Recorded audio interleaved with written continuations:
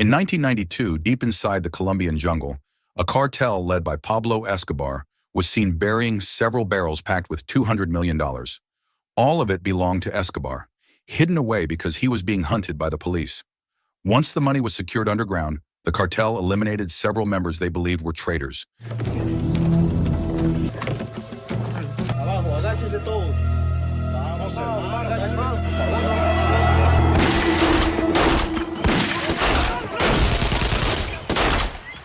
Burying their bodies in the same place. And this is Esco Bank. 35 years later, news reports began spreading a wild story. Pablo Escobar had supposedly left behind a buried fortune, yet no one had ever managed to find it. The only person who knew the exact location of the treasure map was a former member of Escobar's crew named Juan, who was now living in Israel. The scene shifts to Miami, where we meet a mafia boss named Avi. One of his men arrives with big news. There is someone out there who has the detailed map to Escobar's treasure, and that someone is Juan. Without wasting time, Avi sends his men to track Juan down by any means necessary. Art of war, they are dangerous people. I'm the dangerous people, Artie. Don't you get that by now? Before long, Avi's men succeed in kidnapping Juan. They torment him brutally, hoping to force out the truth.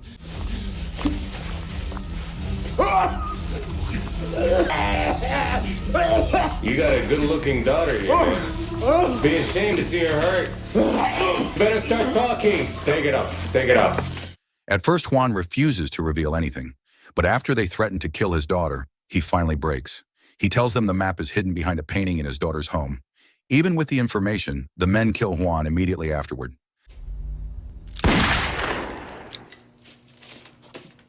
The next day, Avi receives an update. They know exactly where the treasure map is, but there is a problem. Juan's daughter is a skilled lawyer with heavy security. Breaking into her house is not an option, especially if it involves violence. So Avi decides to approach her directly and gain her trust. The following day, Avi intercepts Juan's daughter as she leaves the courthouse. Her name is Sandy. Avi does everything he can to start a conversation, pretending he needs legal help. Sandy falls right into the trap, and soon the two of them agree to meet. Avi and Sandy meet on a yacht, where they spend the afternoon talking and enjoying drinks. Avi keeps flirting with her, slowly winning her over. For the victories to come. By nightfall, Sandy is completely drunk and asks Avi to take her home. It is exactly what he wanted. When they arrive at Sandy's home, Avi keeps charming her, pushing things towards something more intimate. Sandy eventually gives in, then heads to the bathroom to clean herself up while Avi waits on the sofa. This is when he makes his move. Avi quietly approaches the painting that hides Pablo Escobar's treasure map. He carefully takes it down and retrieves the map from behind the frame. But just as he is putting the painting back, one of his own men suddenly bursts in, holding Sandy hostage at gunpoint. The man wants the treasure for himself and refuses to share it with anyone. Avi keeps his cool and distracts him long enough to grab the gun. A fight breaks out, and Avi ends up killing his own subordinate. Oh, yeah?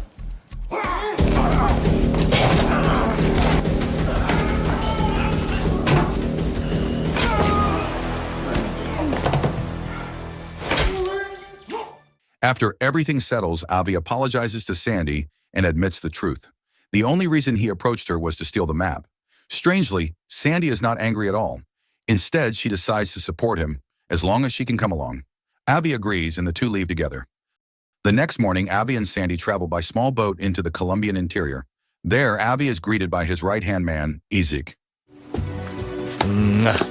My man, my brother. Avi Haddad in Colombia. Finally, unbelievable.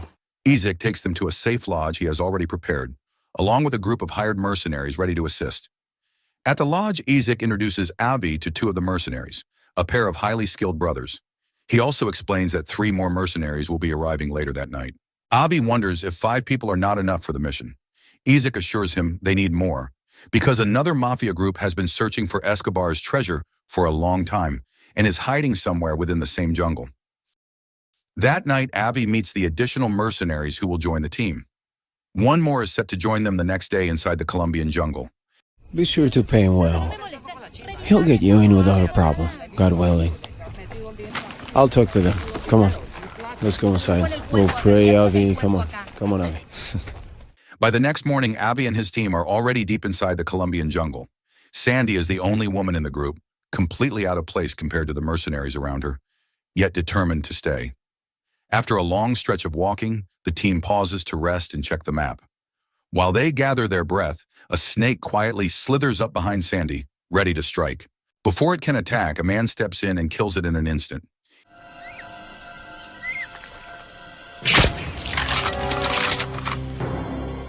He is the last mercenary hired by Isaac, and his name is Santiago. With his arrival, the group now has 8 people, fully equipped for whatever dangers lie ahead.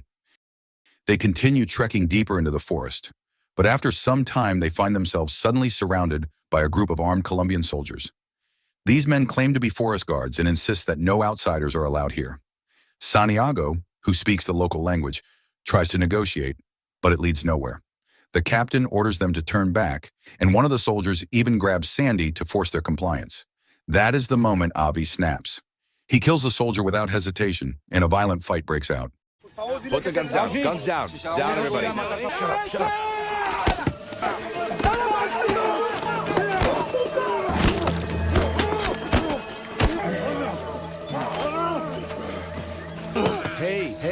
Hey. Todos amigos el muertos. Once the dust settles, Avi orders 3 of his men to track down the location of this so-called military camp.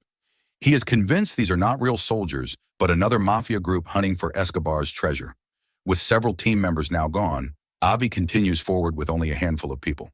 Before long, they stumble upon a clear river and decide to wash up and rest for a moment. Meanwhile, the 3 men Avi sent out manage to locate the camp. It turns out to be led by a Middle Eastern cartel boss named David, who has also been searching for Escobar's treasure. He and his crew have been living there for almost a year with no success. From a distance, the brothers in Avi's team spot David with his young son and immediately form a plan. They decide to kidnap the boy, believing it will force David to cooperate. Their partner, Nasir, is given a different mission. He will infiltrate the camp disguised as a servant. Back with Avi, he and the remaining members decide to rest for the evening and continue their journey at dawn. Meanwhile, the brothers have already reached David's camp to carry out the kidnapping. Hours later, they succeed in taking David's son and snap a photo to send to Nasir. Inside the camp, Nasir approaches David while pretending to serve him fine wine. When the moment feels right, he shows David the photo of his captured son and signals for him to stay quiet and follow. David has no choice but to comply as Nasir leads him outside. Outside the camp, David is pushed into a truck where the brothers are already waiting. The 3 of them drive him far from the base to a safer location for questioning. On the way, David asks why Nasir kidnapped his son, guessing that their true goal is Escobar's treasure. Nasir reveals the truth. They never kidnapped the boy at all. He is still safe at the camp. They only staged a photo to scare David into cooperating. As for their purpose in the jungle, it is exactly what David suspected. They are hunting for the same treasure. David warns them that they will never find it. He has been searching for almost a year without any results. What Nasir does not realize is that David has quietly been working on freeing himself with a hidden knife. Meanwhile, Avi prepares to continue toward the treasure site. But Sandy suddenly becomes violently sick from the food they cooked earlier. With no other choice, Avi decides to continue the journey with only one companion, leaving Isaac and Santiago behind to watch over Sandy. Before resting, Isaac tells Sandy to get some sleep so they can catch up to Avi in the morning. Back on the road, David finally manages to slip out of his restraints and attacks Nasir. He jumps out of the moving vehicle and sprints into the jungle. Nasir and the brothers chase him through the dense forest, and the pursuit drags on until sunrise. At one point, they decide to split up to cover more ground. Not long after, Nasir spots a leg hidden beneath a pile of dry leaves. Believing it to be David, he approaches carefully. But the moment he gets close, David leaps out and kills him with ease.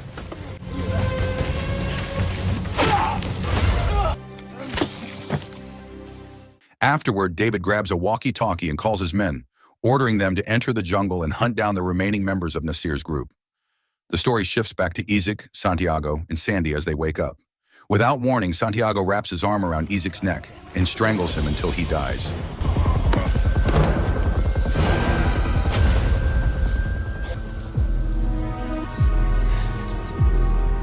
He then throws Isaac's body into a ravine.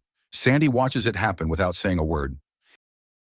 Elsewhere, Avi and his remaining companion finally reach the marked treasure site. Avi hires 2 local villagers to help him dig at the exact spot shown on the map. The story shifts back to the brothers, who now find themselves face to face with David's armed men. With no way out, the two brothers take on the entire group.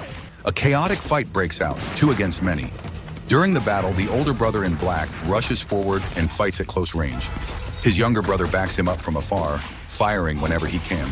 But the older brother is overwhelmed and shot several times.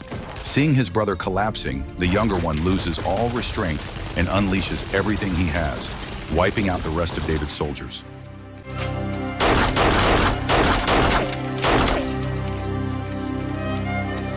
When the fight is over, the younger brother drags his wounded brother under a tree and desperately tries to keep him alive.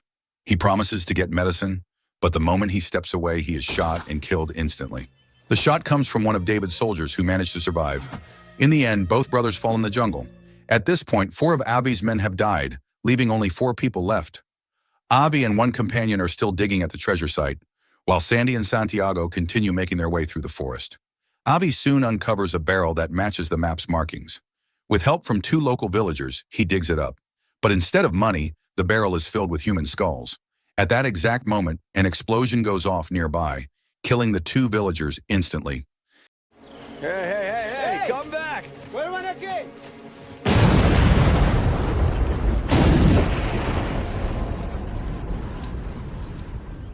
Avi survives the blast but realizes he has stepped on a landmine that will detonate the moment he moves. It finally clicks.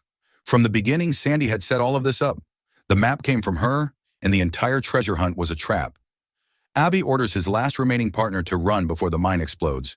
The man refuses at first but leaves after Avi threatens him at gunpoint, leaving Avi alone and stranded on top of the mine.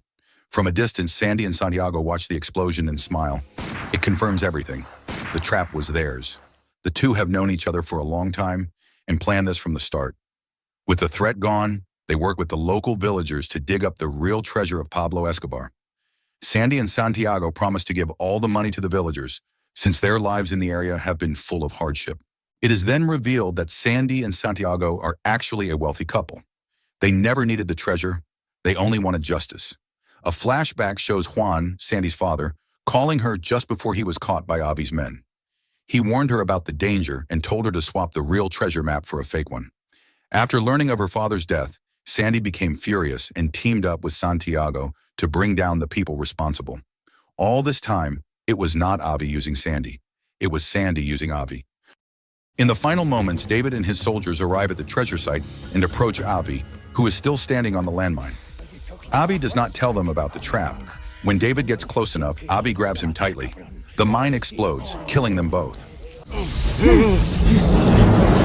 See you in the afterlife!